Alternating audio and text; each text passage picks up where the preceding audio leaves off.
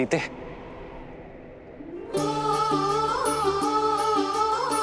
सीते,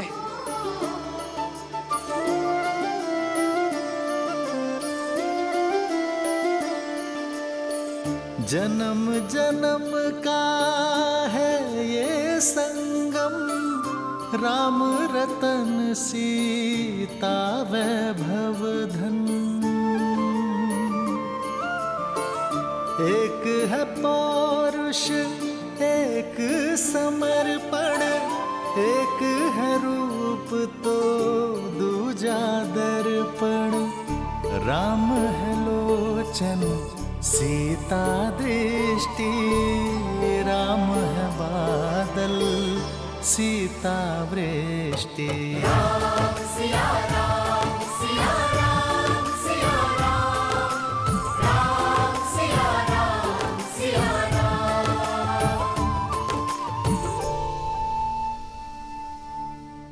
सीते, ये कैसा अनूठा संबंध है हमारा, एक दूसरे से दूर रहकर भी एक दूसरे की मन की व्यथा समझ जाते हैं, किंतु मन में भय और शंका लिए मैं आपसे कुछ कहना चाहती हूँ आर्य।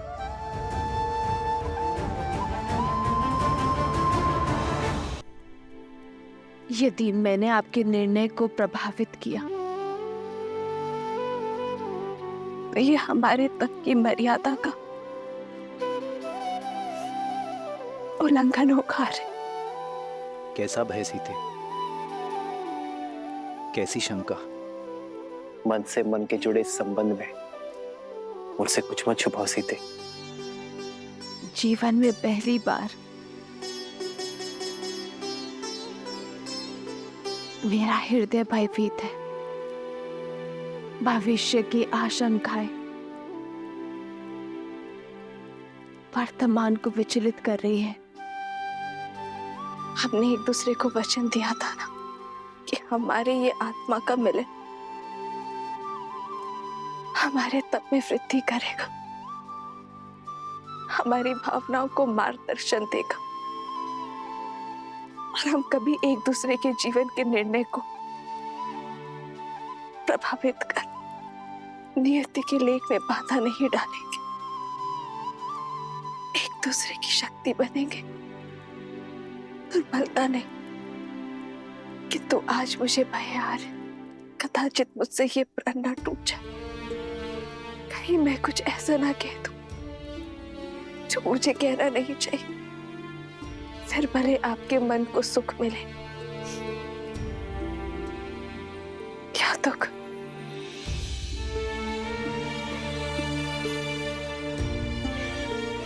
समझ गया सीते, इतने वर्षों तक तुम अकेले तप करती हुई आई और अब इस तप को भंग करने का कोई अर्थ नहीं है। सीते, तुमने मुझे अश्वमेध यज्ञ पूर्ण करने का मार्ग दिखाया है। कदाचित हमारे अंतर्मन की सीमा भी यही है।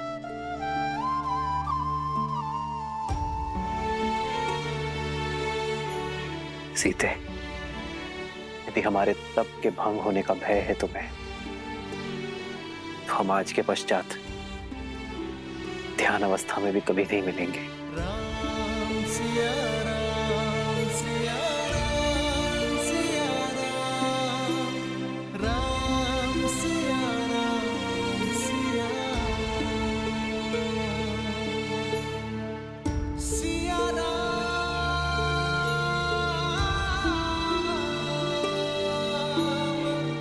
सिया राम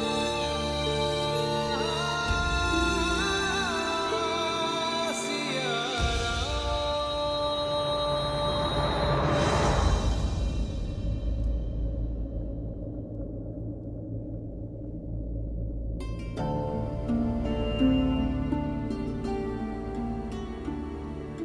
मैं नहीं जानता सीते कि तुम मुझसे क्या कहना चाहती हो, किंतु एक बात अवश्य जानता हूं कि धर्म किसी को अतृप्त नहीं करता। कभी ना कभी हम एक साथ अवश्य होंगे सीते, सदा सदा के लिए। राम सिया राम सिया राम,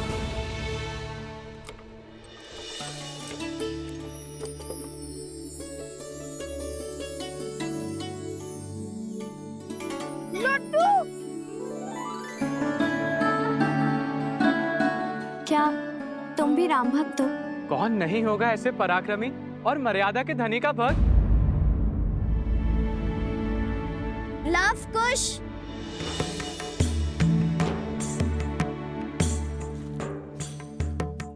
ये लो लड्डू खा लो, कब से गा रहे हो, थक जाओगे। लो। नहीं नहीं, थकान और अज्ञान मिटाने के लिए श्री राम नाम ही बहुत है हमारे लिए। और इस लड्डू की क्या आवश्यकता है? वैसे भी अयोध्या जाकर अश्वमेध यज्ञ की तैयारी में न जाने कितने प्रकार के पकवान मिलेंगे।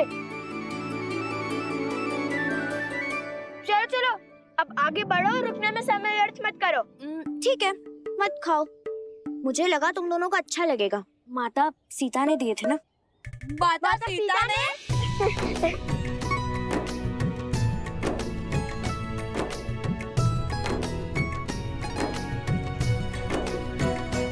अरे मैं तो जल्दी जल्दी खाने की बात कर रहा था, बैलगाड़ी रोकने की कोई आवश्यकता नहीं है। चलो अब चले, अयोध्या पहुंचना है ना। कोई बचाओ हमें, बचाओ हमें, बचाओ, बचाओ हमें, बचाओ हमें, बचाओ। अरे कोई बचाओ, अरे कोई बचाओ, मेरी मेरी बेटी को बचाओ, मेरी बेटी को बचाओ, मेरी पुत्री की रक्षा कीजिए, रक्षा कीजिए।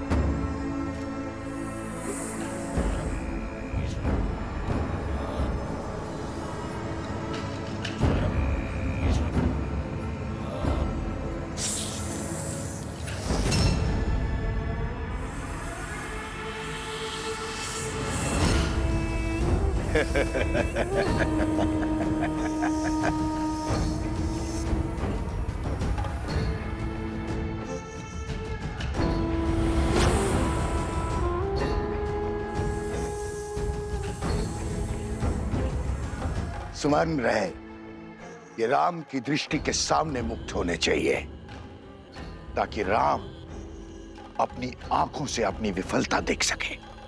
किंतु आपको इतना विश्वास कैसे है कि अश्रु चुनने वो स्वयं आएगा? वो अयोध्या नरेश है, और ये कार्य तो वो किसी सेनापति से भी करा सकता है। यही तो अंतर है तुम्हारी और मेरी सोच में। शस्त्र की समझ से अधिक आवश्यक है शत्रु के व्यक्तित्व की समझ। राम अवश्य आएंगे।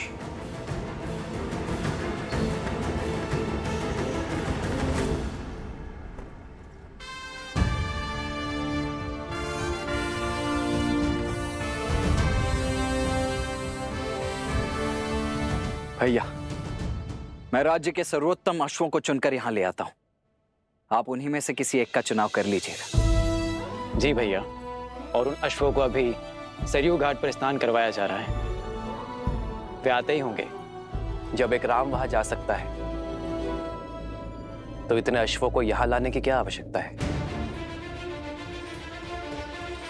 एक सच्चा शासक सदा अपनी सुविधा से पहले साधन और संसाधनों को रखता है। जैसी आपकी आज्ञा। आचार्य, लगता है अयोध्या के महाराज की सेवा में आपके पढ़ाए प्रशासनिक पाठ भूल गए सब।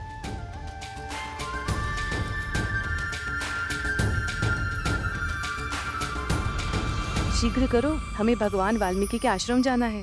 सारा सामान रथों में रखना शुरू करो। कोई कहीं नहीं जाएगा। प्रतीक्षा की बहुत परीक्षा दी है मैंने, अब आपका आदेश भी मुझे रोक नहीं सकता। एकांत।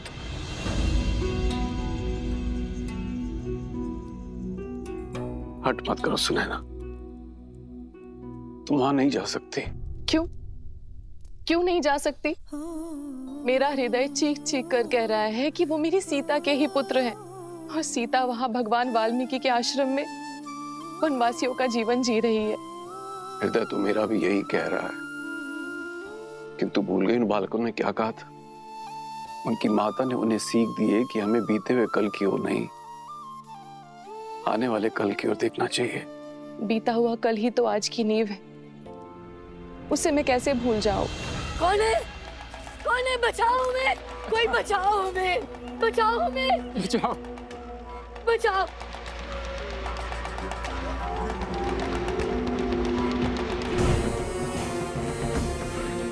तो तुम दोनों नहीं उठोगे तो ठीक है, हम इस खाट का दूसरा पग भी तोड़ देंगे। नहीं नहीं, ऐसा मत करो, ऐसा मत करो।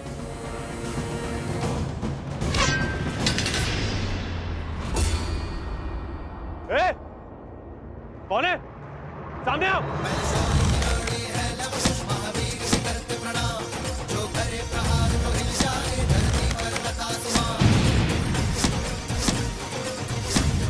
चलो, चलो यहाँ से।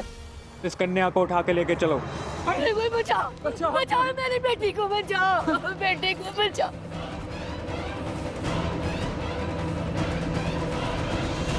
सुनैना, भगवान वाल्मीकि त्रिकालदर्शी हैं, और यदि हमारी पुत्री सीता और उसके बालक उनके आश्रम में आश्रय पा चुके हैं, तो क्या बिना उनकी अनुमति के वहां जाना उचित होगा?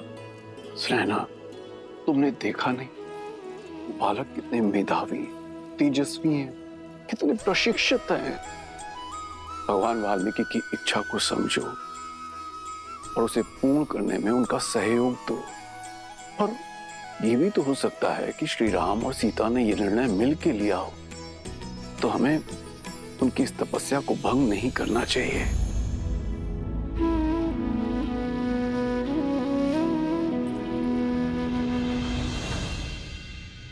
मस्तिष्क तो हर बात समझता है, किंतु इस मन का मैं क्या करूं आर्य? इस दुख का मैं क्या करूं? सुनैना,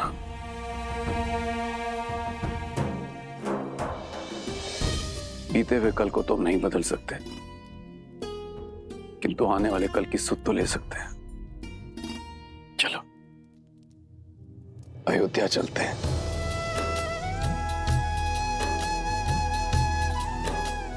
कदाचित वहीं जाके भगवान वाल्मीकि की लीला से आवरण हट जाए।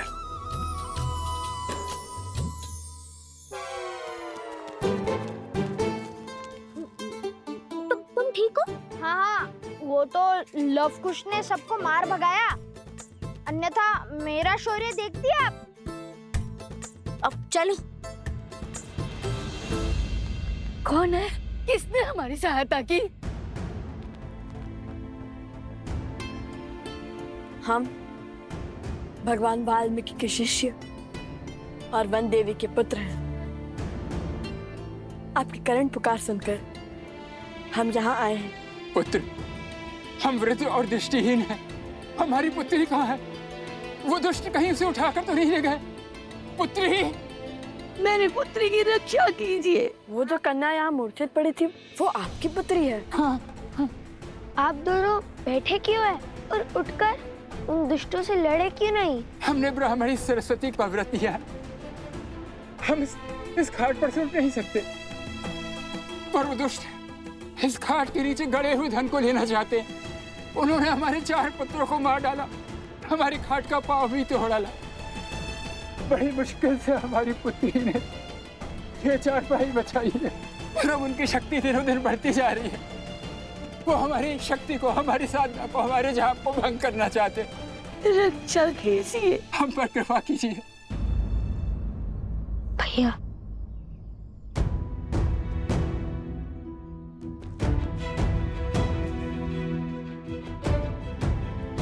भैया शीघ्र अयोध्या पहुंचे या इनकी पुत्री को बचाएं।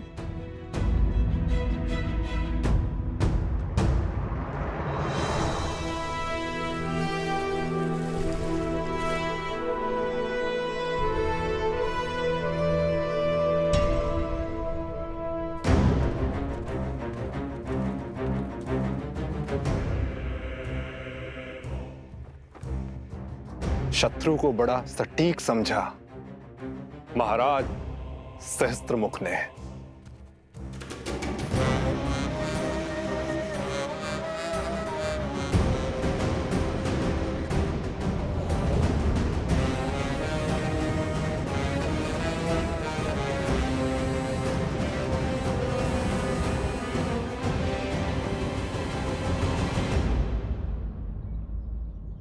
अपने आप से पूछो कि यदि श्री राम यहाँ होते तो वे क्या करते। अश्वमेध यज्ञ। यदि श्री राम हमारी आयु के होते तब वे क्या करते। वो तो अपने सैनिकों को उनके पीछे भेज देते। श्री राम तो राजकुमार थे ना। यदि श्री राम ऋषि वशिष्ठ के आश्रम में होते तब क्या करते। तब तो वो अवश्य ही अपने अनुज का परामर्श लेते। उस समय श्री लक्ष्मण भी तो उनके साथ थे।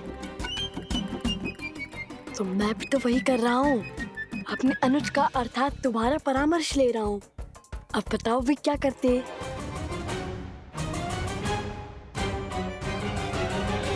अब बताओ वे क्या करते। ओह, इस प्रश्न का उत्तर तो बहुत सरल है। श्री राम सब कुछ छोड़कर उनकी पुत्री की रक्षा करते। हम भी तो श्री राम के भक्त हैं, तो श्री राम को यहीं से प्रणाम करके हम उनकी पुत्री की रक्षा के लिए जाएंगे।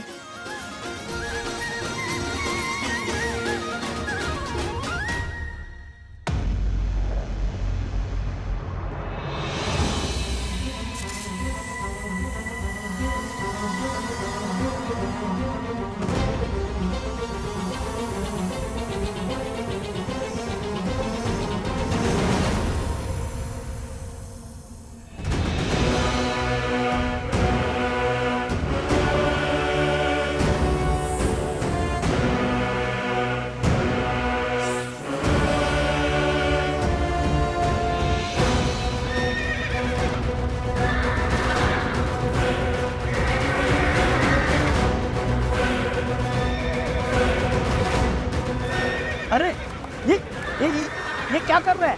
इन अक्षरों को संभालो कोई।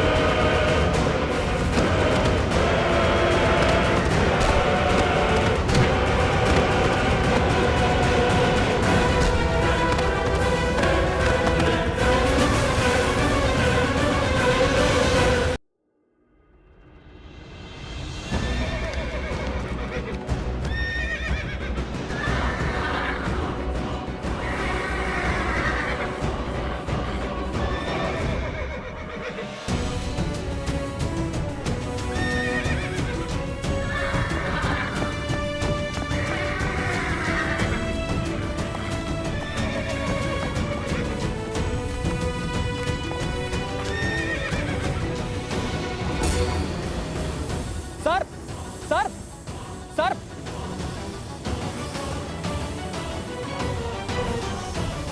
रुको, ये भी जीव है, किसी की कुनीति का साधन। ना ये हमें संकट पहुंचा रहे हैं और ना ही हम इन्हें क्षति पहुंचाएंगे।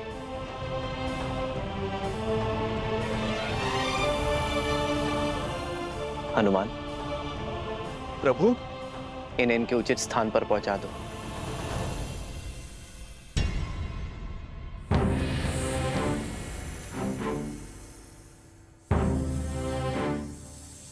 अश्वचैन की पूजा से पहले ऐसी घटना घोर अपशकुन है राम।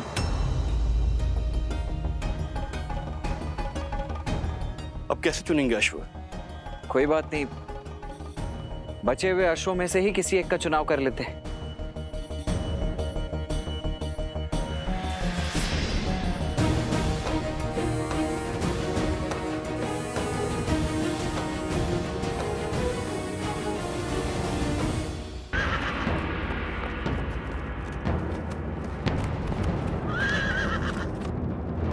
अश्वचैन की पूजा से पहले ऐसी घटना घोर अपशकुन है राम। अब कैसे चुनेंगे अश्व? कोई बात नहीं, बचे हुए अश्वों में से ही किसी एक का चुनाव कर लेते हैं।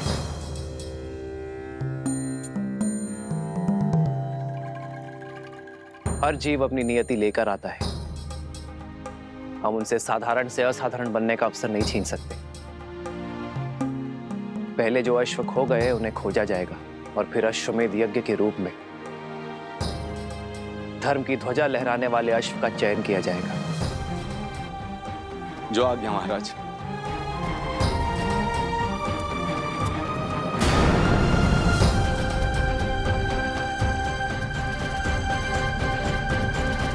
ध्यान से सुनो।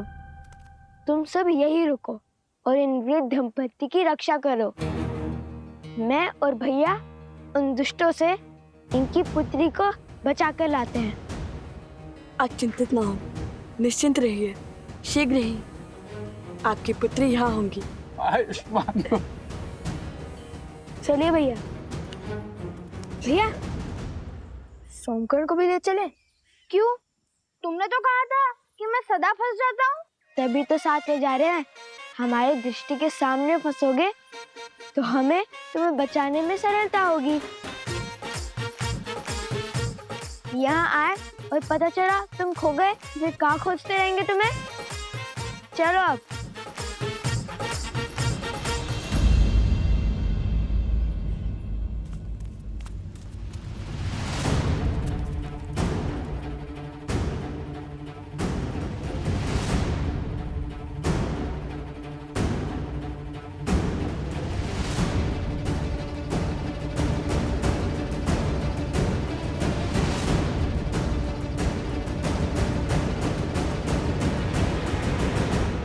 कहाँ रह गए कुछ? शीघ्र आओ। अरे भैया, उन दुष्टों को खोजने का प्रयास कर रहा हूँ। यदि वो हमसे दूर जाएंगे तो उनकी ध्वनि तरंगों के माध्यम से हमें सुनाई देगी।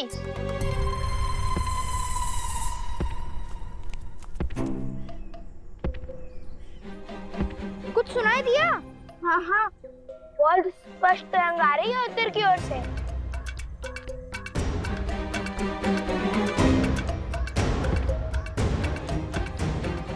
अरे हाँ, मुझे भी सुनाई दे रहा है।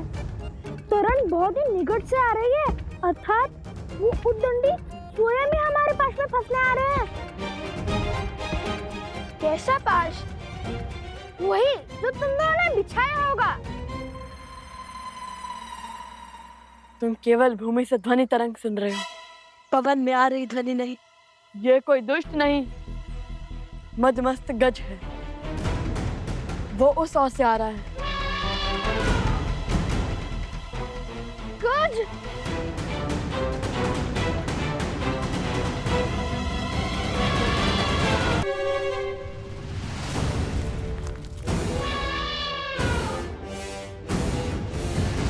तैयार?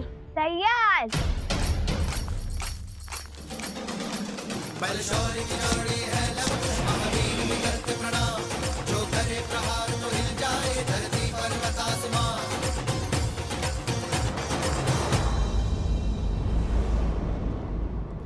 अपने पुत्रों पर मंडराते संकट का आभास हो रहा है मुझे ऋषिवर। सोचा भगवान वाल्मीकि से बात करूं, किंतु वो ध्यान में लीन है। आप निश्चिंत रहिए, मैं भगवान वाल्मीकि से बात करूंगा। आप अपनी कुटिया में विश्राम कीजिए। मैं अति शीघ्र भगवान वाल्मीकि का संदेश आप तक लेकर आता हूँ।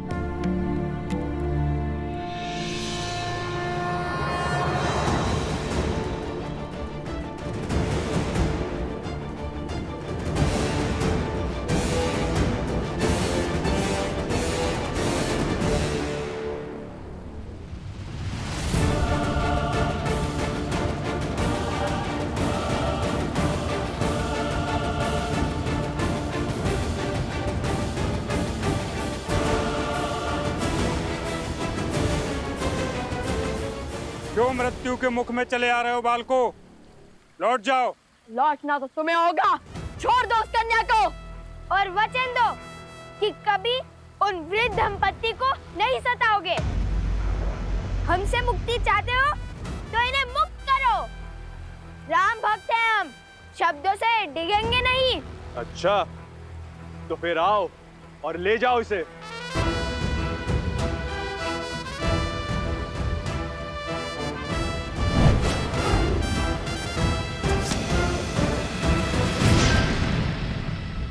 वचन देकर पाप किया है तुमने, दुष्ट से अधर्मी बन गए हो।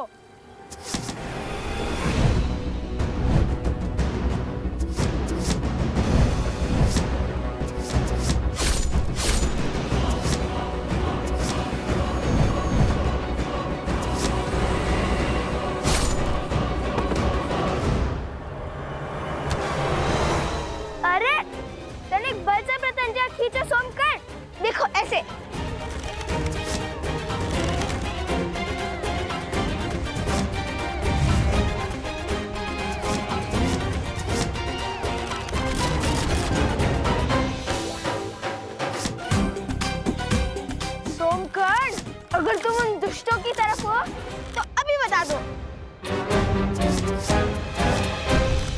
सब कुछ कितना शुभ चल रहा था हमारे राम राज्य में, अकस्मात क्या हुआ? हाँ गुरुवर, ये सब क्या हो रहा है? कदाचित देवता इस यज्ञ से प्रसन्न नहीं है। यदि ये यज्ञ उचित समय पर प्रारंभ ना हुआ तो इस यज्ञ और यज्ञ का संकल्प लेने वाले राजा का कोई मूल्य नहीं रहेगा। बस अब इससे अधिक मैं और कुछ नहीं कह सकता। सबका भला।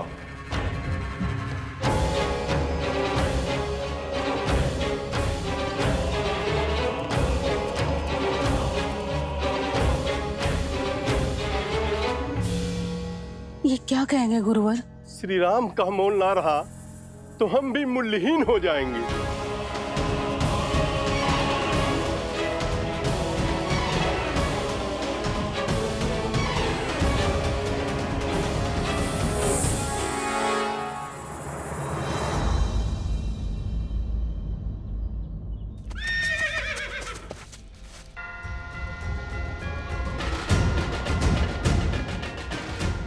लगता है अश्व आस पास ही है।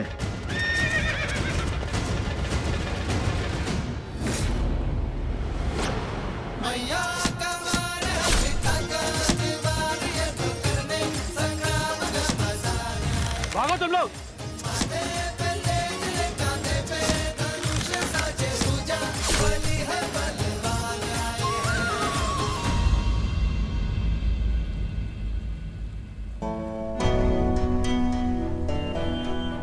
उठो, आंखें खोलो।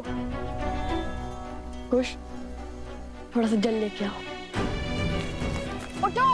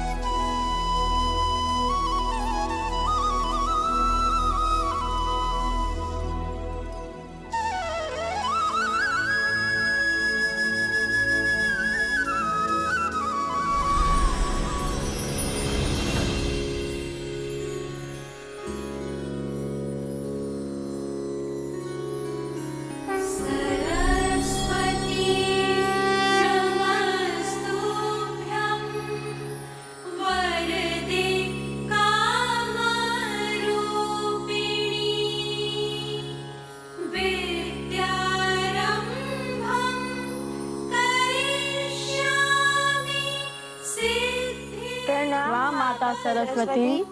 लवकुश, तुम दोनों ने ही पराक्रम की प्रकाष्ठा पार की है। मैं तुम दोनों से ही अत्यंत प्रसन्न हूं। मांगो, क्या वर चाहते हो? सब कुछ तो है हमारे पास, और अब तो श्री राम से भेंट के द्वार भी खुल चुके हैं हमारे लिए। तो ये स्वप्न भी पूर्ण ही हो जाएगा। किंतु यदि आप कुछ देना चाहती हैं तो इस कन्या के माता पिता को नेत्र दे दीजिए। अद्भुत।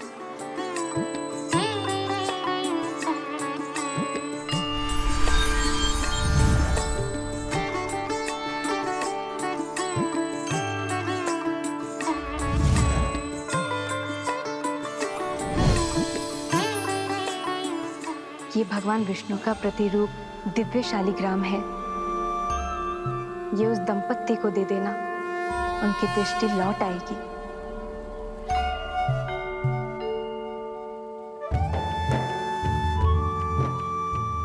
धन्यवाद माता, कोटि कोटि धन्यवाद। तुम दोनों ने अपना स्वार्थ छोड़ के दूसरों का कल्याण चुना। तुम दोनों का अपनी इच्छाओं पर पूर्ण नियंत्रण है। ये दुष्ट तुमने परास्त किया है, ये इच्छाओं का स्वरूप है। कुछ समझ नहीं आया माता। धर्म के 4 पग हैं। सत्य पूर्ण होने से 3 पग रह गए थे। जब धर्म का एक और पग टूटेगा, अर्थात त्रेता पूर्ण होगा और द्वापर युग का आरंभ होगा।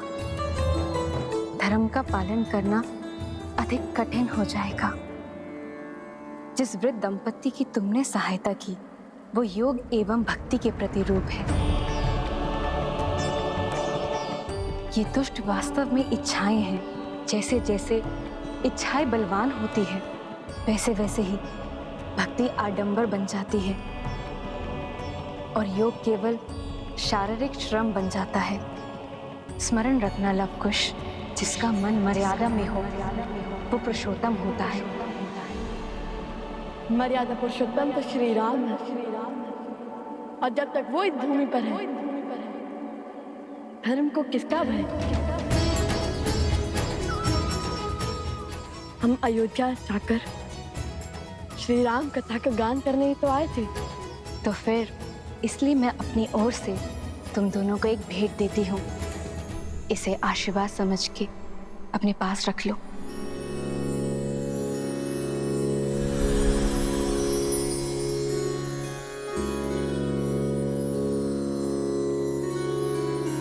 सरस्वती नमस्तुभ्यं वरदे कामरूपिणी।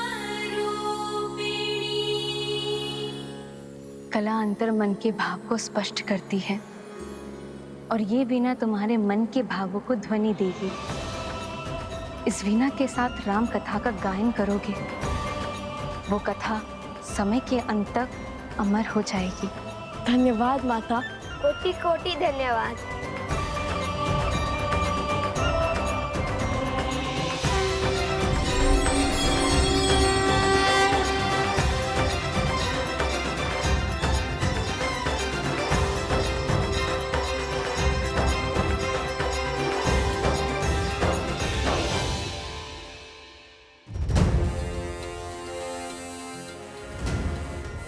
तनिक ऊपर से देखना होगा।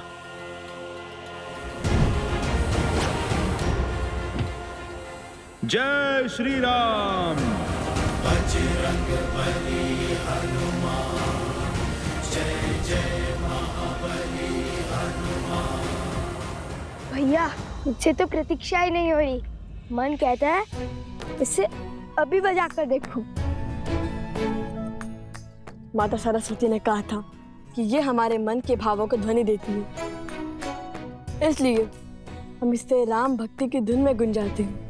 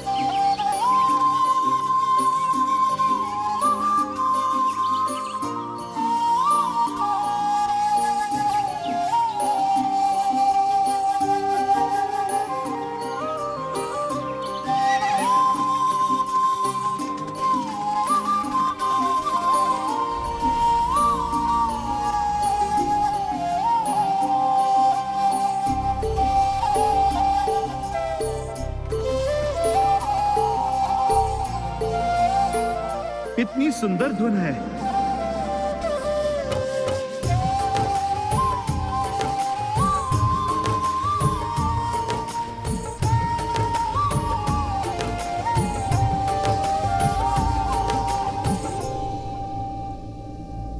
गुरुवर,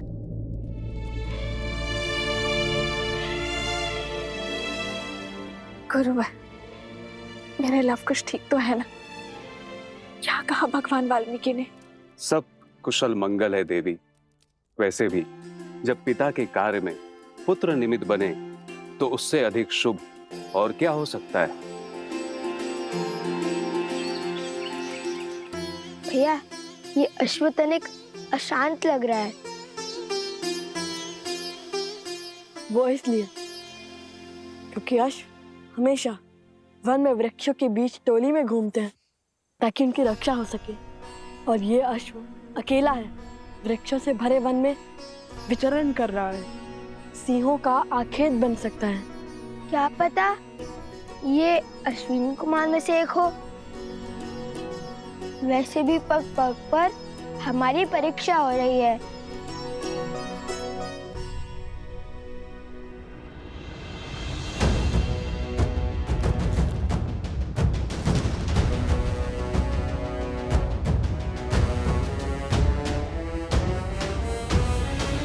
हर समस्या का जड़ अवश्य ही ये सोमकर्ण है।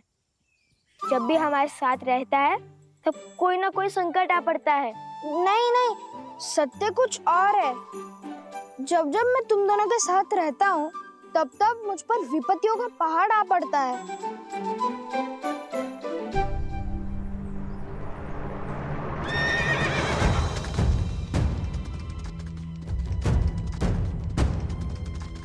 संभाल कर मित्र, चोट लग जाएगी।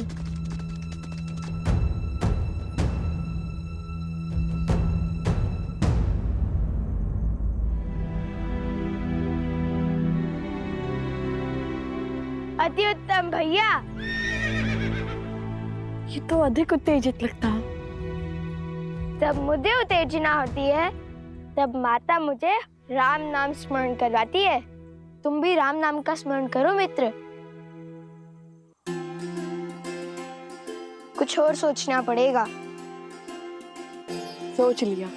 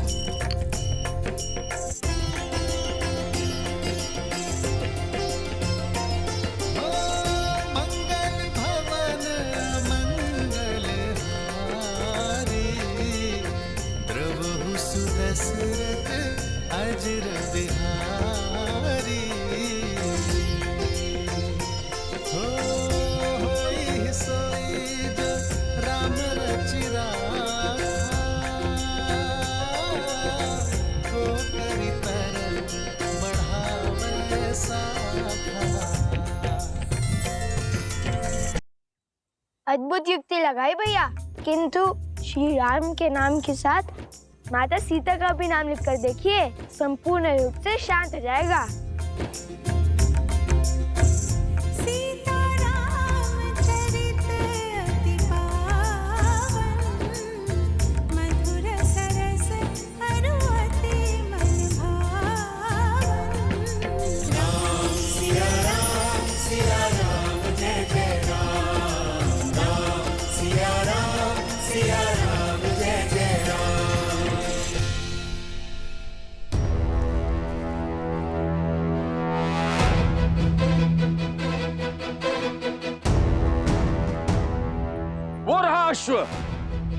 भैया भागो।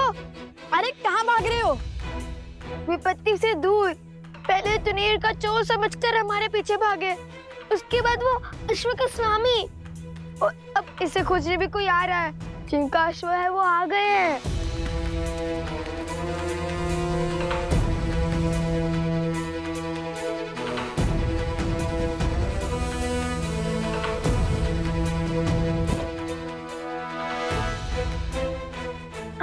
हम चलते हैं, कहीं हमें अश्व चोर ना समझ लिए। इन्हें समझाने लगे तो अयोध्या जाने का अवसर छूट जाएगा। बात तो उचित है। ठीक है मित्र, अपना ध्यान रखना। हम चलते हैं। यदि प्रभु श्री राम ने चाहा तो फिर भेंट होगी।